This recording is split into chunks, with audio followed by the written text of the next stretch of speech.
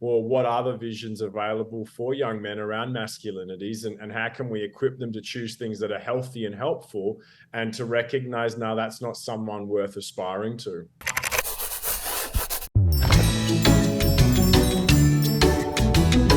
Hey, it's Jeziel here, and welcome to another episode of 98.5's Table Talk, where we give short answers to tall topics. And joining me today, it is Daniel Principe from Collective Shout. He goes into schools all across Australia, challenging harmful culture messages and porn culture. Now, he helps young men to resist damaging stereotypes and explore healthy expressions of masculinity and aspire to have healthy, respectful relationships. And he joins us right now. Dan, how you going? So good. Thank you so much for having me, Jeziel. Good to be chatting again after a couple of months. I know, it feels like so long. Obviously, quite a nice background. Whereabouts are you in the world right now? Just taking a little bit of time to work remotely from Bondi at the moment after 4 weeks on the road of engagements, where I was in Sydney, Alice Springs, Adelaide, Melbourne. And so, yeah, just working from here, doing the other side of the work. So advocacy side, not so much the student engagements. Always go, go, go. All right, well, you're at the table. What do you want to bring to it today?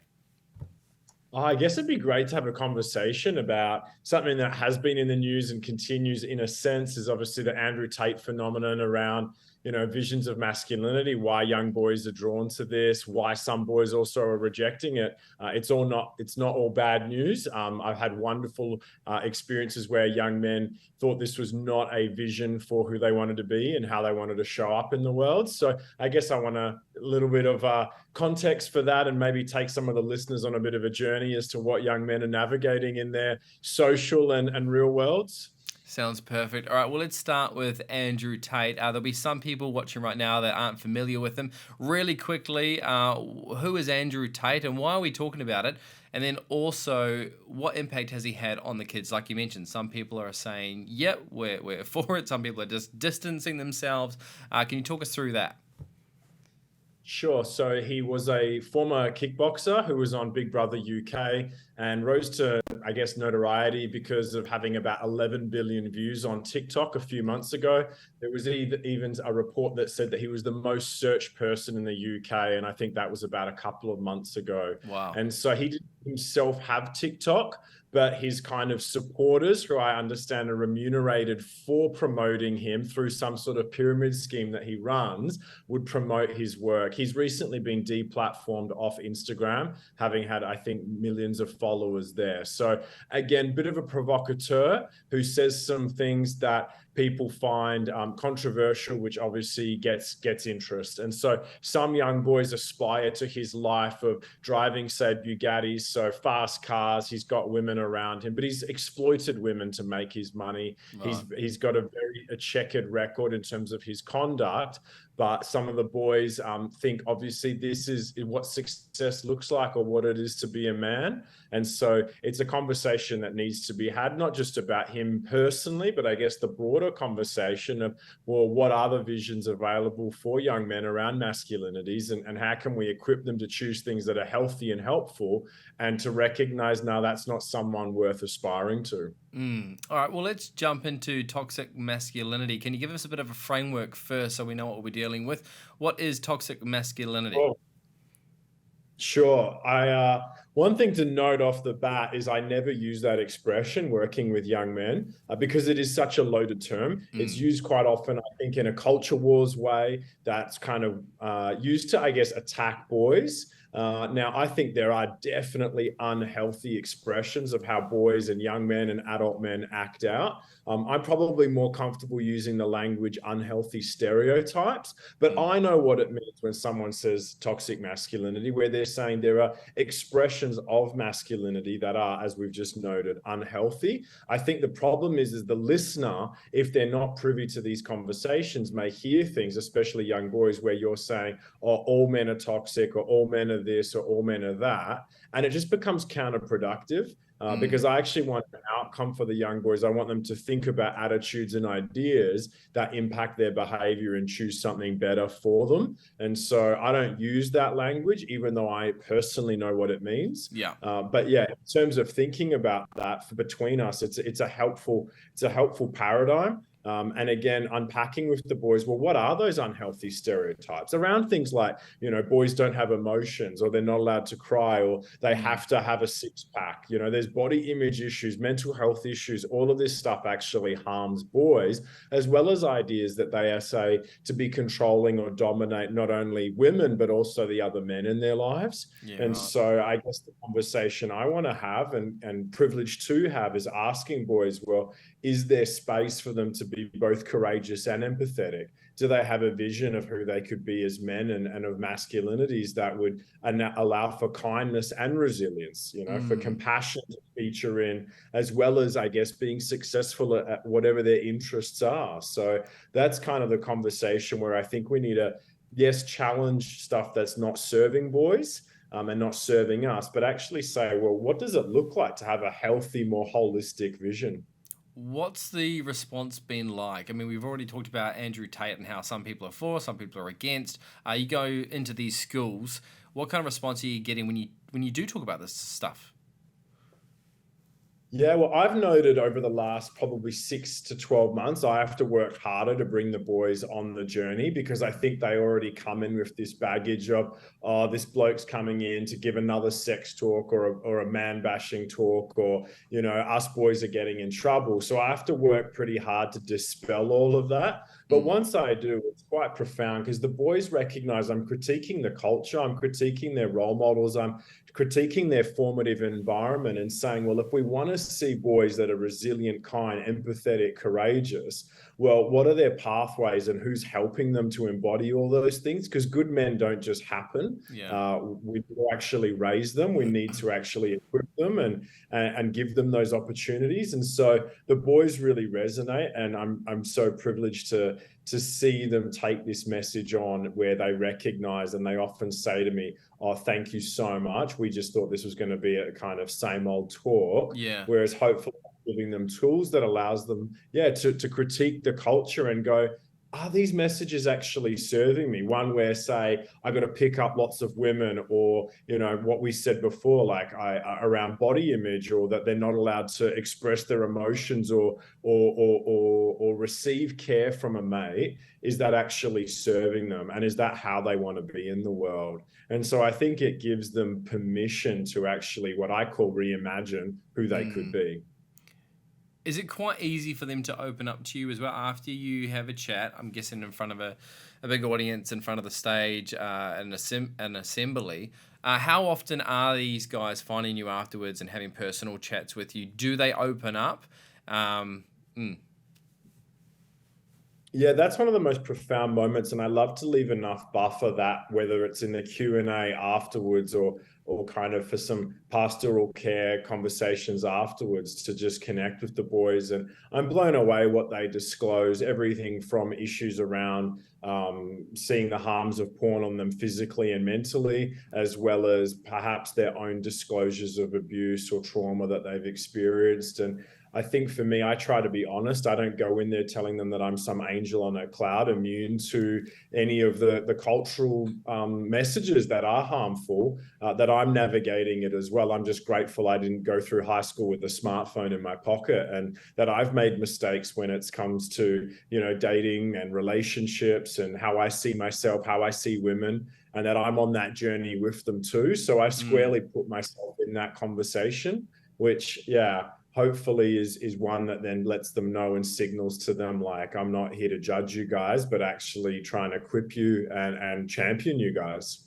And what age are these kids that are opening up to you? Are we talking just high school? Are we talking primary school? I speak to year fours upwards, but majority of my work is high school. But also speak to year 4, 5s, and 6s who are navigating this, because let's be honest, if you've got a smartphone and you've not got any parental controls or any filters, then the internet has access to you, and you have access to the internet. So young kids, it blows me away what comes out of their mouths. So just as an indication, when it comes to around year 6s, I ask them, how many of you have experienced sexualized content or private pictures, private videos on Snapchat, TikTok, or your gaming chat rooms?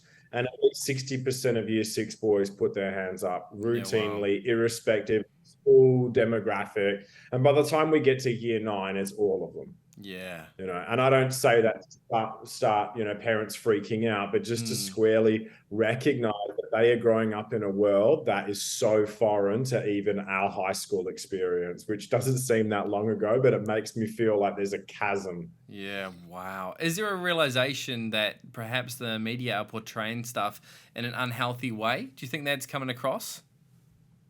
I hope that's what I want them to get. And I love it when they give me that message afterwards the boys sometimes will contact me via email or via my public socials and say that they've then gone away and walked around a shopping center or been on TikTok, and they've recognized how much women are sexualized and objectified and how different value is placed on men and women. And that makes me so proud, because I say to them, what I want to do is equip you guys to be critical consumers, critical thinkers of the world around you. So when they send me those updates where they've gone away and integrated this information, and they recognize that these companies don't care about their well-being, they don't care about them forming relationships with themselves, with their mates, with people of the opposite sex, that for me is like, oh, I can sleep well at night knowing some of these lads are being really equipped to make healthier choices. What can parents do watching this right now, and they've heard those stats, and they're going, wow, okay, yeah, six is, I can't remember the exact percentage you just gave, but it's pretty shocking. So what can parents do to try and not only protect, but to make them have a healthy outlook? For sure. Well, yeah, just to add another stat. So average age of first exposure to pornographic material is age 10 in Australia. So that's the average. And that's for boys. It's a little bit older for girls. And so in terms of having this, I think we have to just normalize having these conversations. In a way, I try to think of it as we're actually taking away the mystery and the taboo and the kind of intrigue if we actually just normalize talking about these things, because it kind of takes away that forbidden fruit thing and just goes, oh yeah, we talk about sex and bodies and relationships, and again, age appropriate, of course. Yeah. My biggest thing is having non-reactive, non-shame-based conversations where you're supplementing what young kids know. And so instead of just bombarding them with lots of facts, it could be a question of, well, where do you think babies come from, or what do you think of this topic? Or if they hear something, it's like, what do you think that means? Like, it blows me away what, say, the little ones tell me, that they'll be driving home from school, for example, and mum's listening to the radio, and there might be a report of a pedophile or a predator,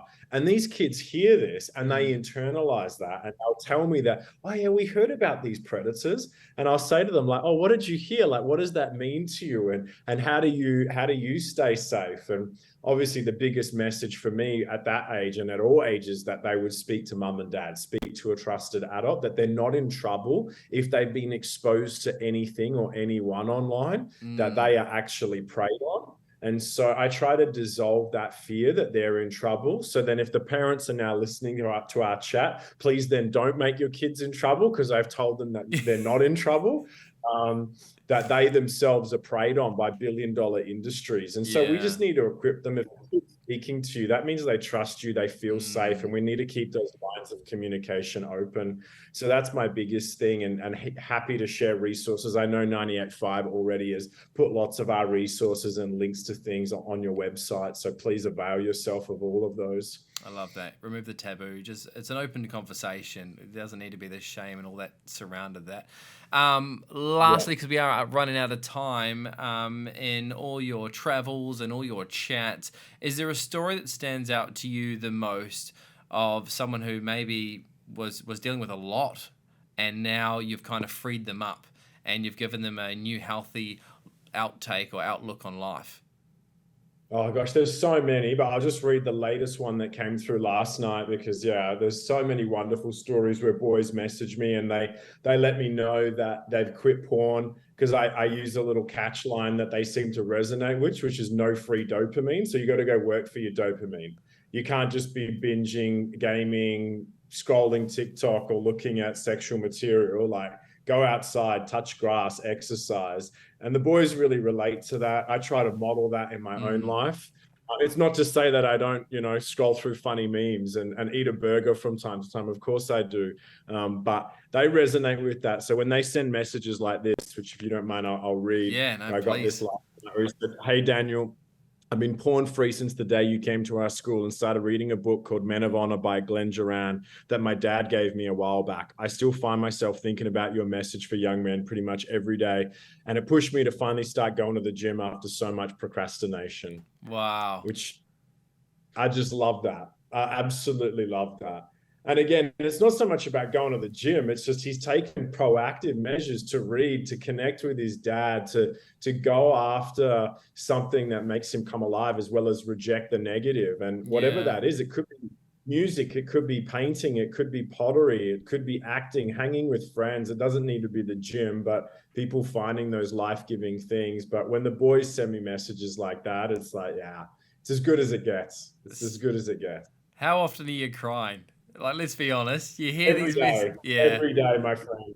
The tragedy, but also the hope. And I'll finish on this because I'm conscious of time. Like, the reason I have hope is because most young men, I check in at the end of my talks and I say, boys, have you ever heard a porn critical message before? And 99% of them say no. They've never been given the facts, the stories, the research. And so we can't expect better if we've not even invited them into the conversation, given them the facts, giving them the opportunities to aspire for more. And so for me, it's like, well, yeah, there's a lot of work to do, but they're not rejecting this message and a healthier alternative because they've heard about it. They don't even know it's a possibility. They don't even know there's something better and healthier for them. So in my mind, it's like, let's crack on. Lots of tears, but lots of joy as well. That is awesome. We'll keep up the good work because it needs to happen. Thank you so much. And I love that tagline or the hashtag, no free dopamine. That's fantastic. Yeah. I really, really do. I'll grab hold of that and I'll definitely share it. Our guest today for Table Talk, it has been Daniel Principe from Collective Shout. You do an absolute fantastic job. Keep up the good work and thank you so much. Thanks, Jeziel. Absolute pleasure. Cheers. And if you love this chat, family, don't forget to like and subscribe. Thank you so much. Another episode of Table Talk done and dusted.